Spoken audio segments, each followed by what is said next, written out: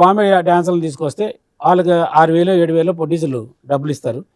వీళ్ళు వాళ్ళకి ఇచ్చేది 6,000 4,000 3,000 ఇస్తారు. మిగతా డబ్బులు కోఆర్డినేటర్ ఉంటారు. ఆ కోఆర్డినేటర్ వీళ్ళు పంచుకుంటారు. ఎవరు? జానీ మాస్టర్ 100%.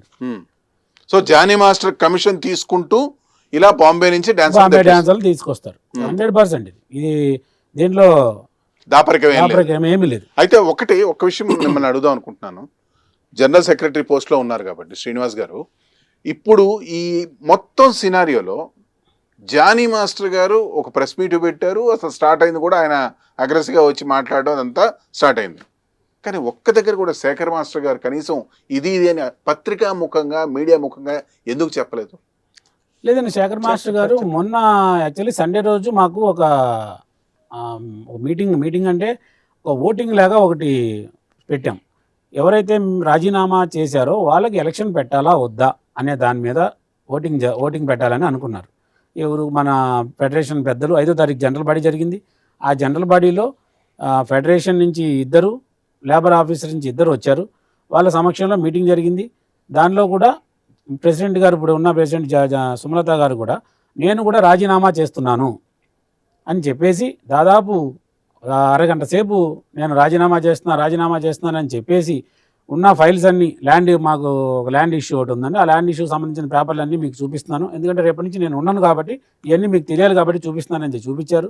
అలాగే ఎలక్షన్ ముందు ఏదైతే వాళ్ళు వాగ్దానాలు చేశారో అవన్నీ చెప్పలేక అవన్నీ చేయలేకపోవడం వల్ల నేను ఆ టైంలో ఒకవేళ చేయని పక్షంలో నేను నాష్టాంగ నమస్కారం చేసి వెళ్ళిపోతానని చెప్పి జానీ మాస్టర్ గారు చెప్పడం జరిగింది. అలాగే ఆయన కూడా ఆ రోజు జనరల్ బాడీలో శాసన నమస్కారం చేసి నేను వెళ్ళిపోతున్నాను, ఇక్కడ నేను ఉండలేదు, రిజైన్ చేసి వెళ్ళిపోతున్నానని చెప్పారు.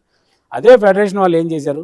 మీరు కూడా రిజైన్ చేశారు కదా, ఆల్రెడీ అంతకుముందు రిజైన్ చేసిన వాళ్ళు ఉన్నారు, వీళ్ళందరికీ కలిపి ఎలక్షన్ పెట్టాలా వద్దా అనే దాని మీద ఓటింగ్కి వెళ్దాం అని చెప్తే ప్రెసిడెంట్ సుమలత గారు ఏం చేశారు? లేదు, ఓన్లీ కమిటీ మెంబర్లకే ఎలక్షన్ పెట్టాలా వద్దా అనే దాని మీదే ఒక స్టిక్ అయ్యి ఒక పాంప్లెట్ రెడీ చేసి సండే రోజు ఓటింగ్ వెళ్తుంది. మళ్ళీ ఆ లాజిక్ ఏంటి? ఆవిడ ఎలాగో వెళ్ళిపోతుంది కదా, ఎలా ఎలక్షన్స్ పెట్టుకుంటే ఏం ఇది? అదే అర్థం కాల. మేము అదంతా ఏం చేయలేదు, మీరు కూడా ఇలా చెప్పారు కదా, నేను కూడా ఇలా చెప్పాను అంటే ఇప్పుడు ఫార్మల్ గా ఆవిడ రాజీనామా చేసినట్ట లేదా అంటే? సరే, ఇక్కడ నేను చెప్పాను కదా, ఉన్నోళ్ళది ఒక లెక్క లేనోళ్ళది ఒక లెక్క అని. ఇప్పుడు వాళ్ళు ఉన్నోళ్ళ లేనోళ్ళు అనేది చూడండి, వాళ్ళు చెప్పారు. ఇప్పుడు నేను అదంతా చెప్పలే, ఇట్లాంటివి మీరు 100 చెప్పారు. నేను కరెక్ట్ మిమ్మల్ని అడుగుతున్నాను, ఫార్మల్ గా ఆవిడ రెసిగ్నేషన్ లెటర్ యూనియన్ కి చేరిందా లేదా? రిజిగ్నేషన్ లెటర్ అయితే ఇవ్వలేదండి. లేదు, ఓరల్ గా మాత్రమే చెప్పారు. జనరల్ బాడీలో సభ్యుల సమక్షంలో నేను ఉండట్లేదు, నేను రాజీనామా చేస్తున్నానని జానీ మాస్టరు ఆవిడ ఇద్దరూ కలిపి మేము వెళ్ళిపోతున్నాము అని చెప్పి దాదాపు ఒక లాస్ట్ మీటింగ్ అయిపోయే 5 o'clock నుంచి 6:37 ఆ మధ్యలో ఆ ఉన్న ఫుటేజ్ కనుక ఇమ్మని చెప్పండి. అంటే రికార్డింగ్ ఎవిడెన్స్ ఉందా? మా జనరల్ బాడీలో ప్రతి పొద్దు నుంచి మార్నింగ్ వరకు రికార్డింగ్ ఉంటూనే ఉంటది, ఏది రికార్డింగ్ లేకుండా జరగదు. సో ఇప్పుడు ఆవిడ వెళ్ళినట్టు కాదు, ఉండినట్టు కాదు, ఉన్నమాట చెప్పుకోవాలంటే ఓ రకంగా ఉండినట్టే అనుకోవాలి. ఇంకా అలా అంటే నేను ఇంకా చేయలేదు కాబట్టి నేను ఓవరాల్గా నేను లెటర్ ఇచ్చానా, నేను చేశానా అని చెప్తున్నారు. కానీ ఫెడరేషన్ వాళ్ళు ఏం చెప్తున్నారు? మా ఆధ్వర్యంలోనే మీరు ఆ మాట అన్నారు కాబట్టి, మీరు రాజీనామా చేస్తున్నారు కాబట్టి మీకు కూడా ఎవరైతే రాజీనామా చేశారో వాళ్ళతో పాటు మీకు కూడా ఎలక్షన్ పెడతాము అని చెప్తుంటే అలా కుదరదు, అలా పెట్టడానికి కుదరదు, నేను రాజీనామా చేయలేదు అనేసి ఇంకా దాడి చేస్తున్నారు చెప్పారు. ఓకే, చిరంజీవి గారు మీరు చెప్పండి, ఈ మొత్తం సినారియోలో తప్పెవరిది? మీ వైపు నుండి వచ్చే పరిష్కారం ఏంటి మీ ఉద్దేశంలో? అంటే తప్పనేది క్లియర్గానైతే సుమలత మాస్టర్ ఏదైతే ఆవిడ ఏకపక్ష ధోరణి ఏదైతే ఉందో, మా ఫెడరేషన్ని పక్కకు పెట్టే విధానం ఏదైతే ఉందో అది 100% తప్పు సార్, దీంట్లో డౌటే లేదు. ఇప్పుడు ఇంకో విషయం ఏంటంటే అసలు ఫెడరేషన్ వాళ్ళు ఏది చెప్పినా వాళ్ళు 29వ తారీఖు మా మధ్యలో చిన్న డిస్టర్బెన్స్ జరుగుతున్నాయని వాళ్ళకు జాయింట్ మీటింగ్ లాగా ఒకటి కండక్ట్ చేశారు సార్. కండక్ట్ చేసి వాళ్ళు ఏం చెప్పారంటే, అమ్మ ఇప్పుడు మీరు కానీ యాజ్ ఏ జనరల్ సెక్రటరీ కానీ యాజ్ ఏ క్యాషియర్ కానీ మాకు అవసరం లేదు, మీ వెనుక ఉన్న 600 కుటుంబాలు ఏవైతే ఉన్నాయో వాటి విషయం ఆలోచించి మీరు కలిసికట్టుగా పని చేసుకోండి. ఇది పర్టికులర్గా వేజెస్ ఇంక్రీజ్ అయ్యే టైము, ఈ టైంలో మీరు ఇలాంటి ఎలిగేషన్ చేసుకొని అసోసియేషన్ రోడ్డు మీదకి తీసుకురావద్దు, ఓకేనా?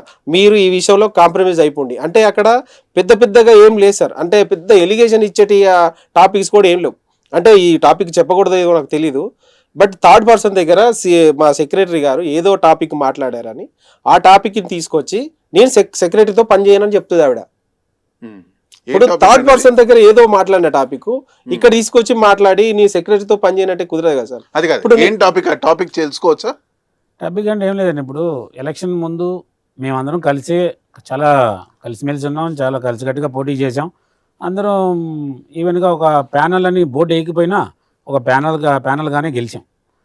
గెలిచిన క్రమంలో ఈ మన ఫ్రెండ్స్ ఉంటారు కదా, వాళ్ళకి మ్యూచువల్ ఫ్రెండ్, నాకు మ్యూచువల్ ఫ్రెండ్ ఎప్పటి నుంచో ఆల్రెడీ. ఆమె కూడా ఒక డాన్సరు, చాలా సంవత్సరాలు కూడా నేను కూడా ఇన్ఛార్జిగా ఉన్నప్పుడు చాలా సాంగ్లు నా దగ్గర ఆవిడ డాన్సర్గా చేశారు. తర్వాత ఇప్పుడు ఈ మధ్యకాలంలో కొరియోగ్రాఫర్ అయ్యారు. ఇలా ఎలక్షన్ ముందు ఒకలాగా ఉన్నారు, ఎలక్షన్ అయిపోయిన తర్వాత వేరేలాగా ఉన్నారు.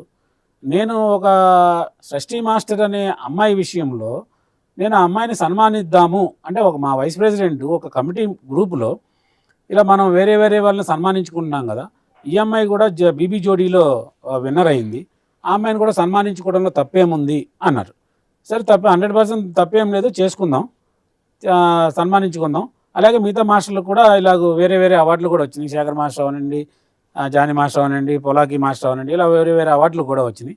అందరితో పాటు ఈ అమ్మాయిని కూడా సన్మానించుకుందాం అని ఆ ఒక్క మాట అన్నానని ఈరోజు ప్రతి క్షణం ఆ రోజు నుంచి ఈ రోజు వరకు కూడా ఇతను ఆ అమ్మాయి తరపున మాట్లాడతాడా? ఏది సన్మానం అనే ప్రపోజల్ పెట్టినందుకు 100% ఆ వాయిస్ ఆ రోజు కాడి నుంచి ఈ రోజు వరకు కూడా, అప్పటి వరకు నాతో ఎంతో సన్నిహితంగా వాళ్ళ కారులో తిరిగే మనిషిని నేను. అలాంటిది ఆ రోజు నుంచి నన్ను అసలు పట్టించుకోకపోయినా పర్లేదండి, నా బతుకు నేను బతుకుతా, నాకున్న మాస్టర్లు ఉంటారు, నా పని చేసుకుంటాను, వెళ్తా ఉంటా.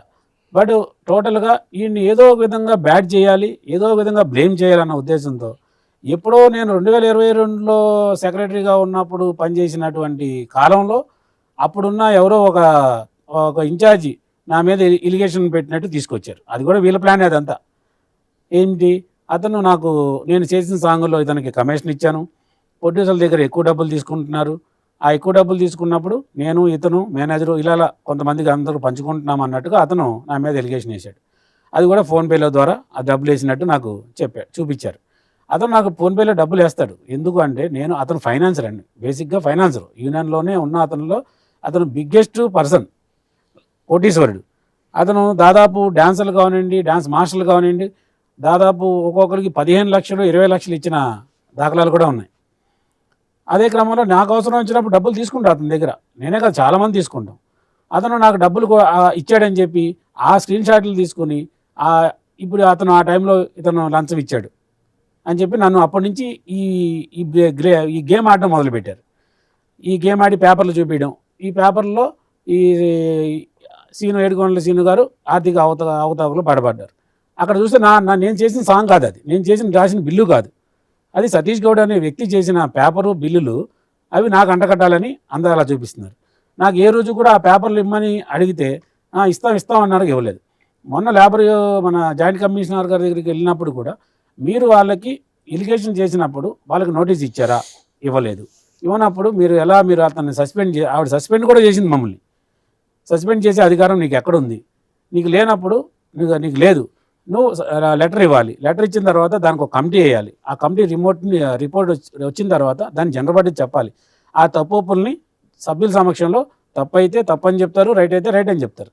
అలా కాకుండా ఓన్లీ పేపర్ చూపిస్తుంది, దాంట్లో ఏముంది, ఇదిగో అంతే. దాంట్లో అది ఎవరిది ఏంటి, ఆ మాస్టర్ ఎవరు, ఆ పేరు ఎవరు, అవన్నీ ఏం చెప్పరు. సరే, ఇప్పుడు ఇవన్నీ పక్కన పెడదాము. ఇంతకు ముందు జస్ట్ ఒక రీసెంట్గా జానీ మాస్టర్ వచ్చేసి మేము చిరంజీవి గారి ఇంట్లో భోంచేసాము, శేఖర్ మాస్టర్ గారు మా మధ్యవర్తిత్వం చేశారు, సమస్య ఏమీ లేదు అని అన్నారు. దాని మీద మీ అభిప్రాయం ఏంటి? యాక్చువల్లీ చిరంజీవి గారికి ఏంటంటే ఈ న్యూస్ చూసి అందరూ Sekhar master versus Jani master అనే న్యూస్ స్ప్రెడ్ అయింది మొన్న ఆదివారం నాడు ఓటింగ్ టైంలో. యాక్చువల్లీ అదే ఓటింగ్ ఎందుకు వచ్చింది అంటే కమిటీ మెంబర్లకి ఎలక్షన్ కావాలా వద్దా అనే దాని మీద ఓటింగ్ పెట్టాం. కాకపోతే ఫెడరేషన్ ఆధ్వర్యంలో వాళ్ళు ఏం చెప్తున్నారు, ప్రెసిడెంట్గా మీరు కూడా రాజీనామాలు చేశారు కాబట్టి ఆ 3వ పాయింట్ మీ పాయింట్ కూడా ఉండాలి అనేది ఫెడరేషన్ వాదన. 100% మా మెంబర్స్ మేము కూడా అదే చెప్తున్నాం. అయితే